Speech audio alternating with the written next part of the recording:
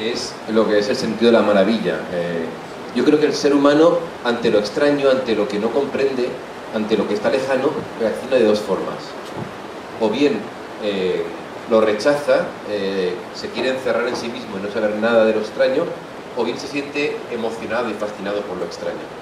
Es decir, ante lo extraño tenemos dos formas de reaccionar.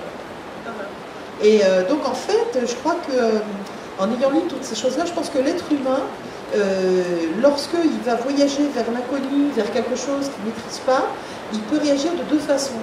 La première façon, c'est un rejet total.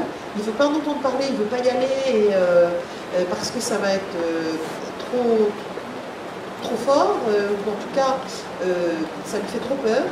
Ou bien, la deuxième réaction, c'est une véritable fascination, un émerveillement, et il va avoir envie d'aller au-delà et d'explorer encore.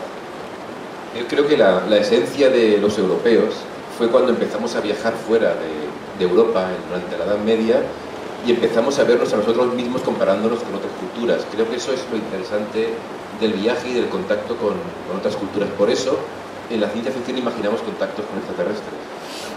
Et donc finalement, quand on lit ces récits de voyageurs du Moyen-Âge, on se rend compte que nous, ce qui fait de nous, enfin les Européens, ce qui fait ce que nous sommes aujourd'hui, c'est notamment tous ces voyages qui se sont faits et ces contacts avec d'autres cultures qui sont venues nous enrichir, auxquelles on a réagi.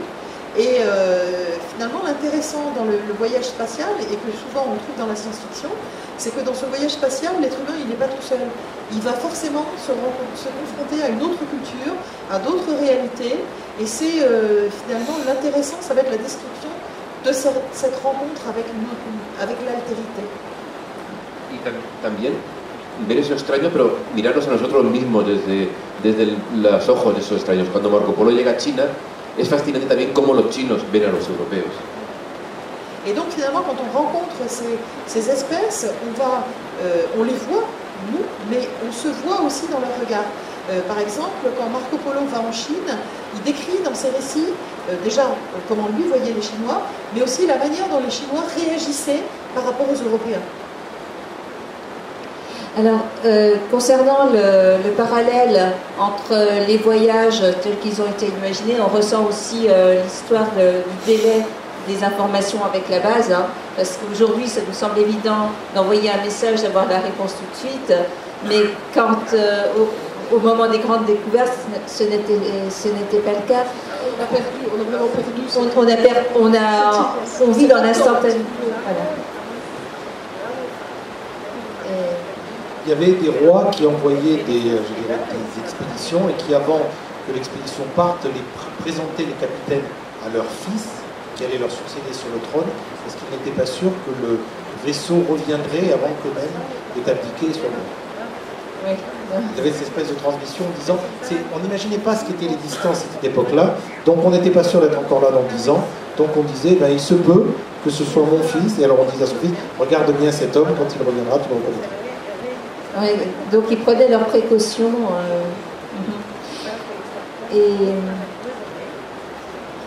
donc, concernant justement ce parallèle avec les voyages qui ont déjà eu lieu par les Européens, il y a un sujet qui m'intrigue, c'est lorsque l'on parle de conquête spatiale ou d'exploration spatiale. Je crois que le terme choisi est intéressant. Je dirais que l'exploration, c'est en général le terme qu'utilisent les scientifiques, parce que eux, ce qu'ils veulent, c'est explorer, aller voir ce qui se passe, etc. Tandis que, c'est la conquête de la Lune. La Lune, on n'y a pas été pour des raisons scientifiques. C'était une question de prestige national. Ça n'avait rien à voir avec une question scientifique. Et donc là, c'est clairement une question de conquête, une question politique. D'où le choix des termes selon l'intention Je crois que départ. Oui, et lorsque l'on voit la manière dont les grands voyages ont été utilisés et les conséquences que ça a eu sur les lieux découverts, à quel point c'est devenu une conquête de nouveaux espaces, une conquête de zones vitales pour les Européens. Est-ce qu'il n'y a pas... On a le parallèle aussi pour l'exploration. Quand on parle des grands voyages d'exploration, c'est quand les naturalistes partent pour aller observer. C'est un peu la même chose finalement. On a la conquête et puis on a l'exploration. Et beaucoup de voyages étaient commerciaux aussi. Marco Polo était un voyage commercial. Ça c'est vrai, oui. Oui, oui. Là, il y a- La majorité de ce qu'on fait dans l'espace, c'est du commerce. Et pour l'instant, on n'a trouvé personne pour nous empêcher. Mais c'est vrai que dans les écrivains de science-fiction ont souvent ces références en tête et choisissent soit de faire de la conquête, soit de la rencontre, soit du commerce avec les endroits découverts. Il n'y a pas grand-chose d'autre. En termes de contact avec les gens, soit tu les ignores, soit tu essaies de les conquérir, soit tu fais du commerce avec eux, soit tu essaies de te renseigner sur ce qu'ils sont. À part ça, je ne vois pas trop ce qu'il y a à faire.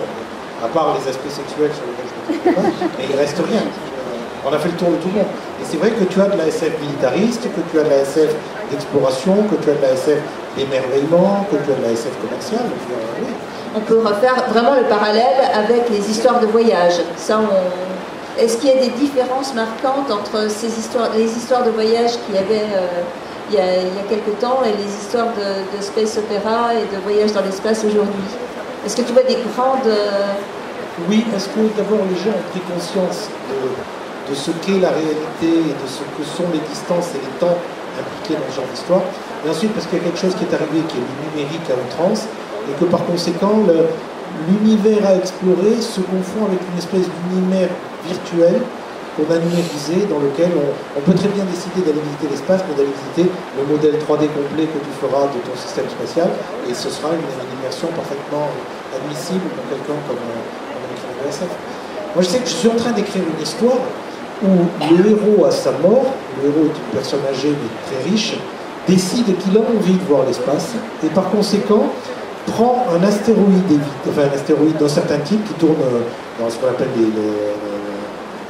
entre Mars et qui est un astéroïde d'un type tout à fait classique, donc carboné, et dans lequel il fait en quelque sorte reconstruire l'équivalent d'un cerveau. Alors le machin c'est gros comme le dôme dans lequel on se trouve, il y a des veines de carbone qui fonctionnent comme des dendrites et des axones, et il a la possibilité d'y projeter sa personnalité, sauf qu'elle sera ralentie de plusieurs centaines de milliers de fois, puisque le temps d'une pensée sera le temps physique pour un signal de se déplacer longuement. Donc, il aura beau voyager à une vitesse extrêmement faible, entre le moment où deux pensées lui arriveront, il aura franchi une distance absolument gigantesque et il s'offrira une dernière balade dans les étoiles. C'est une espèce d'idée complètement dingue, mais j'imagine très bien, moi, ce serait un rêve à moi de me dire, ok, je pars, et à partir du moment où ce transfert est fait, d'abord, je n'ai plus aucun contact avec personne, parce que le simple fait que la pensée arrive, la personne qui m'a émis l'information est morte. Par contre, moi, je pars, et à ce moment-là, je vois les choses se dérouler d'une façon qui va à un rythme admissible avec ce que je reçois. Alors avec un peu de chance, tu peux faire la même chose sur les autres astéroïdes, et du coup, tu as quand même une bande de copains. On peut imaginer ça, mais en même temps, si tu veux, quand tu vois la pluie qu'il fait ici à Amsterdam, à Épinal, je me dis, bon, mon astéroïde est là, il prend la flotte, est-ce que j'ai réellement envie d'amener les copains? J'en sais rien. D'accord.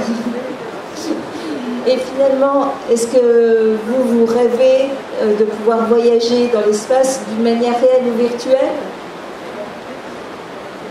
Alors, virtuel, disons qu'on le fait parce qu'on a tous les jours des images qui nous viennent de l'espace qu'on a même commandé, hein, donc on le fait tout le temps. Maintenant, y aller réellement, je suis pas certaine que je veux le faire, en fait. Il y a des moments où je dis, effectivement, oui, j'aimerais bien aller juste à côté pour savoir ce qui se passe et résoudre le problème, hein, pour savoir vraiment ce que je suis en train d'étudier et pourquoi ça se comporte bizarrement. Mais finalement, quelque part, il y a tellement sur la Terre à voir de choses que je n'ai pas encore explorées, que je n'ai pas encore fini ici, et donc ok, terminons d'abord ici avant d'aller ailleurs. Et le sentiment d'être dans l'espace, je crois que les astronautes qui sont partis nous parlent beaucoup de cette impression très étrange de voir la Terre d'en bas. Au moins ça vous tenterait, si ça devenait... plus classique peut-être, parce que je sais que tout le monde ne le fait pas. Il y a pas mal de tourisme spatial qui est en train de se développer. Bon, alors j'ai pas encore les sous pour... Ça coûte encore un peu cher. Pour y aller. Bon, achetez les livres. Achetez ça beaucoup. Il en faudra vraiment beaucoup. Mais disons que d'ici ma retraite, peut-être que je le verrai. Je crois que ça ferait un joli petit voyage. Mais là, pour le moment, j'ai quand même encore pas mal de choses à faire ici. D'accord. Et je crois d'ailleurs que, beaucoup de trucs comme ça où on est en train d'envisager d'aller mettre des mines sur des astéroïdes et des choses comme ça, avant de commencer à, entre guillemets, foutre la merde ailleurs, je crois qu'on ferait bien de résoudre le problème qu'il y a ici. Je crois que on est d'accord.